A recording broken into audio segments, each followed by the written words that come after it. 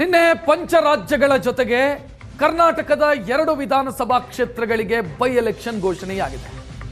ದಾವಣಗೆರೆ ಮತ್ತು ಬಾಗಲಕೋಟೆಯ 2 ಕ್ಷೇತ್ರಗಳು.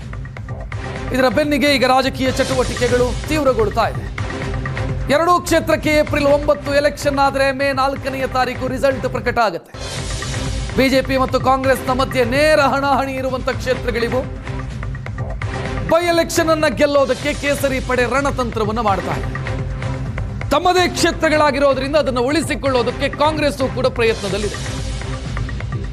ಮೇಟಿಯವರ ನಿಧನದಿಂದ ತೆರವಾಗಿರುವಂತಹ ಬಾಗಲಕೋಟೆ, ಶಾಮನೂರು ಅವರ ನಿಧನದಿಂದ ತೆರವಾಗಿರುವಂತಹ ದಾವಣಗೆರೆ ದಕ್ಷಿಣ, ಈ 2 ಕ್ಷೇತ್ರಗಳು ಕೂಡ ಕಾಂಗ್ರೆಸ್ನ ಶಾಸಕರಿದ್ದಂಥ ಕ್ಷೇತ್ರಗಳಾಗಿರೋದ್ರಿಂದ ಆ ಕ್ಷೇತ್ರಗಳನ್ನು ಉಳಿಸಿಕೊಳ್ಳಬೇಕು ಮತ್ತು ಕಳೆದ ಬೈ ಎಲೆಕ್ಷನ್ ನಲ್ಲಿ ಸಿಕ್ಕಂತ ಗೆಲುವನ್ನ ಇಲ್ಲೂ ಕೂಡ ಮುಂದುವರಿಸಬೇಕು ಅನ್ನೋದು ಕಾಂಗ್ರೆಸ್ನ ಲೆಕ್ಕಾಚಾರ. ಬಿಜೆಪಿ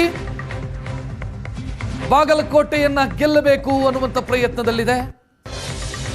ದಾವಣಗೆರೆ ದಕ್ಷಿಣದಲ್ಲಿ ಬಿಜೆಪಿ ಗೆಲ್ಲಿಸೋದಕ್ಕೆ ಸಾಧ್ಯವಾಗತ್ತಾ ಅನ್ನುವಂಥ ಪ್ರಯತ್ನದಲ್ಲಿದೆ. 2 ಕ್ಷೇತ್ರಗಳಲ್ಲೂ ಕೂಡ ರಾಜಕೀಯ ಲೆಕ್ಕಾಚಾರ ಈಗ ರಂಗೇರ್ತಾ ಇರೋದು.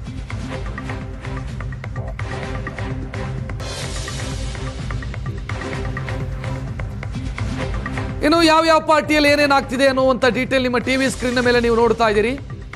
ಬಿಜೆಪಿಗೆ ದಾವಣಗೆರೆ ತಲೆನೋವಾಗಿದೆ. ಕಾರಣ ಏನು ಅಂತಂದ್ರೆ ದಾವಣಗೆರೆ ದಕ್ಷಿಣವನ್ನು ಗೆಲ್ಲೋದು ಅಷ್ಟು ಸುಲಭ ಅಲ್ಲ. ಬಿಜೆಪಿಗೆ ಶಾಮನೂರು ಶಿವಶಂಕರಪ್ಪ ಅವರು ಇದ್ದಂಥ ಸಂದರ್ಭದಲ್ಲಿ ಗೆಲ್ಲೋದು ಕಷ್ಟ ಆಗಿತ್ತು, ಗೆಲ್ಲೋದಕ್ಕೆ ಸಾಧ್ಯ ಆಗಿರಲಿಲ್ಲ. ಆದರೆ ಈಗ ಅವರ ಅನುಪಸ್ಥಿತಿ ಲಾಭ ತಂದು ಕೊಡಬಹುದು. ಆದರೆ ಬಿಜೆಪಿಯೊಳಗೆ ಇರುವಂಥ ಅಸಮಾಧಾನಗಳನ್ನೆಲ್ಲ ಬಗೆಹರಿಸಬೇಕಾದಂಥ ಅನಿವಾರ್ಯತೆ. ಈ ಕಡೆ ಬಾಗಲಕೋಟೆ ಅದು ಬಿಜೆಪಿಯ ಕ್ಷೇತ್ರನೇ. ಮೇಟಿ HY ಮೇಟಿಯವರ ನಿಧನದಿಂದ ತೆರವಾಗಿದೆ ಸದ್ಯ. ಅಂದರೆ ಮೊದಲು ಬಿಜೆಪಿಯ ಕ್ಷೇತ್ರ ಅದು. ಮಾಜಿ ಶಾಸಕ ವೀರಣ್ಣ ಚರಂತಿಮಠ್ ಅವರಿಗೆ ಟಿಕೆಟ್ ಕೊಡೋ ವಿಚಾರದಲ್ಲಿ ಕೋರ್ ಕಮಿಟಿ ಶಿಫಾರಸು ಮಾಡಿದೆ. HY ಮೇಟಿಯವರ ನಿಧನದಿಂದ ಅನುಕಂಪ ಮೇಟಿ ಕುಟುಂಬದ ಪರ ಇರುತ್ತೆ. ಅದನ್ನು ಮೀರಿ ಗೆಲ್ಲುವಂತ ಅಭ್ಯರ್ಥಿ ವೀರಣ್ಣ ಚರಂತಿಮಠ್ ಆಗ್ತಾರಾ ಅನ್ನುವಂಥ ಪ್ರಶ್ನೆ. ಕಳೆದ ಬಾರಿ ಬಾಗಲಕೋಟೆಯಲ್ಲಿ HY ಮೇಟಿಯವರು ಗೆಲ್ಲೋದಕ್ಕೆ ಕಾರಣ ಆಗಿದ್ದು ಬಿಜೆಪಿಯ ಒಳಗೆ ಇದ್ದಂಥ ಒಳಜಗಳ.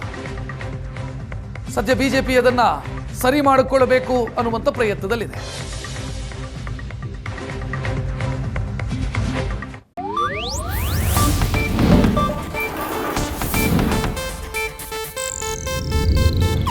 ಇದು ಏಷ್ಯಾನೆಟ್ ನ್ಯೂಸ್ ನೆಟ್ವರ್ಕ್ ಪ್ರಸ್ತುತಿ.